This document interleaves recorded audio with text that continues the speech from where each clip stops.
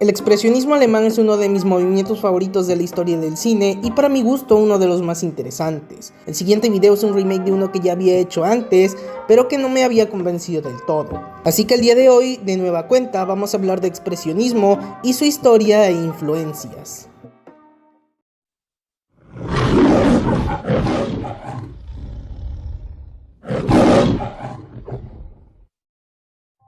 El expresionismo alemán fue uno de los movimientos cinematográficos más importantes de principios del siglo XX. Sus inicios datan de apenas unos años antes de comenzada la Primera Guerra Mundial y no solo se extendió por el cine, sino que influenció también a otras artes como la pintura, la danza, la arquitectura y el teatro. Y aunque se sabe que el expresionismo abarcó gran parte de Europa e incluso llegó a otros lados del mundo como América, se le conoce principalmente como expresionismo alemán porque durante la Primera Guerra Mundial, Alemania se vio sumida en un severo aislamiento no solo social sino también artístico una vez estallada la guerra. En 1916 el gobierno alemán prohibió la entrada de películas extranjeras a su territorio y la demanda de cine en aquel momento era tan importante que los cineastas nacionales se vieron en la necesidad de crear sus propias producciones que darían origen o más bien reforzarían uno de los movimientos más importantes dentro del cine de aquel momento. La producción cinematográfica aumentó de manera exponencial. La apertura de salas de cine en Alemania llevó a que hubiera una mayor demanda de material para proyectar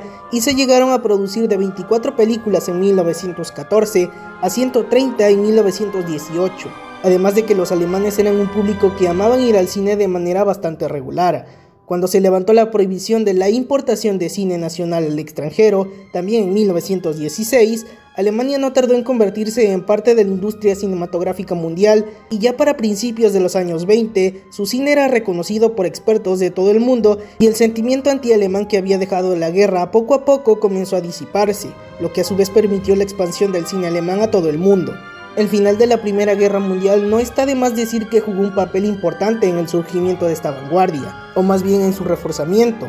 La forma de hacer películas se vio afectada cuando los realizadores se vieron en la necesidad de experimentar un cambio radical en la forma de contar sus historias, y esto traía consigo ideas nuevas y estilos fuera de lo común, extravagantes pero que reflejaban el sentimiento que se podía percibir en aquel entonces: tristeza, miedo, esperanza, terror, locura y muchas cosas más. A diferencia del cine bélico que se podía esperar tras un gran conflicto de esta magnitud, los artistas alemanes decidieron apelar por sus emociones y expresar lo que sentían en aquel momento, sentimientos que nutrieron de sus historias de una sustancia que hasta el día de hoy se sigue replicando, y de ahí que venga el nombre de expresionismo, de la necesidad de expresar lo que se sentían en ese entonces. Las tramas de las películas expresionistas a menudo tocaban temas en común que hablaban sobre la locura y la traición y otros temas que por lo visto en la pantalla los alemanes difícilmente iban a superar tras el conflicto que los había atravesado.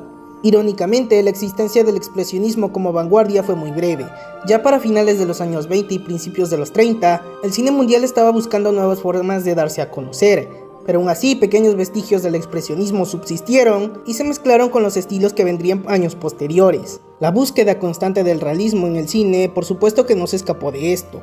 Aunque el cine de aquel momento buscaba temas que se sintieran más auténticos y más realistas, como ya dije, dicha búsqueda rápidamente se vio envuelta en el expresionismo. El antirrealismo duró poco, pero igualmente supo integrarse a lo venidero. El uso de la luz, del maquillaje y de las escenografías distorsionadas propias del expresionismo emigraron junto con sus creadores rápidamente.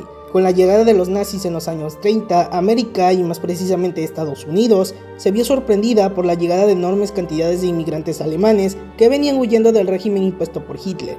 La escuela del expresionismo por supuesto que también viajó con ellos, y muchas de las técnicas usadas en el cine de Alemania rápidamente se integraron al cine americano. Hay que remarcar que una de las tantas razones por las que el expresionismo prosperó en Alemania fue por la falta de dinero para hacer películas, de ahí que se usaran principalmente escenarios pintados para las escenografías. Cuando estos cineastas emigraron a Estados Unidos, el dinero no fue un obstáculo, y la industria hollywoodense rápido los adoptó y comenzaron a hacer películas de toda clase, y fueron principalmente dos géneros los que se vieron fuertemente influenciados por el expresionismo: el cine negro y por supuesto el terror.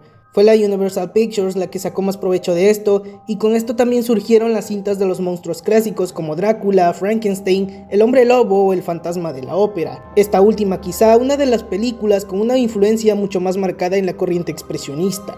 Pero como ya dije, no solo el terror se vio influenciado por esta vanguardia, el cine negro también jugó un papel importante y directores tanto alemanes como estadounidenses e ingleses se encargaron de remarcar esto. Fritz Lang, Alfred Hitchcock, Billy Wilder o Michael Curtiz fueron algunas de las personas que se encargaron de expandir la influencia del cine expresionista en gran parte de la obra de la década de los años 40 y que incluso hasta hoy en día se sigue viendo.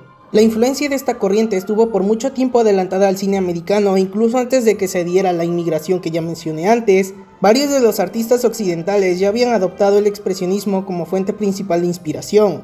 Tal es el caso de Alfred Hitchcock, que durante 1924 fue enviado a trabajar a Alemania, donde se nutrió de su arte y más tarde lo puso en práctica en sus propios filmes. Esto lo veríamos en varias de sus cintas como The Lodger o Psicosis.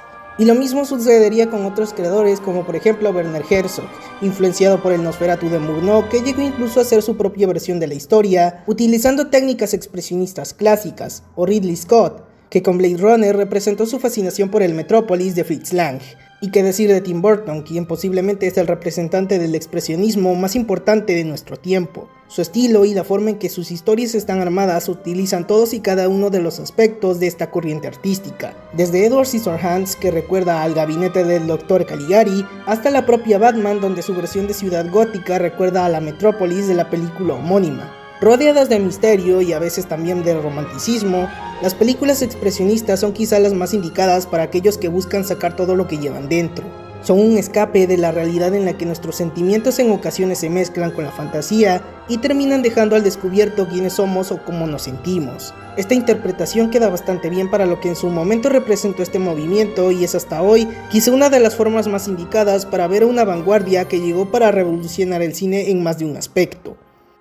Pero cuéntenme, ¿ustedes han visto alguna película expresionista? Y si es así, ¿cuál fue o cuál es su favorita? No olviden darle like al video si les gustó, suscribirse a este canal para más contenido así y activar la campana de notificaciones para saber cuando subo un nuevo video. Nos vemos en la próxima.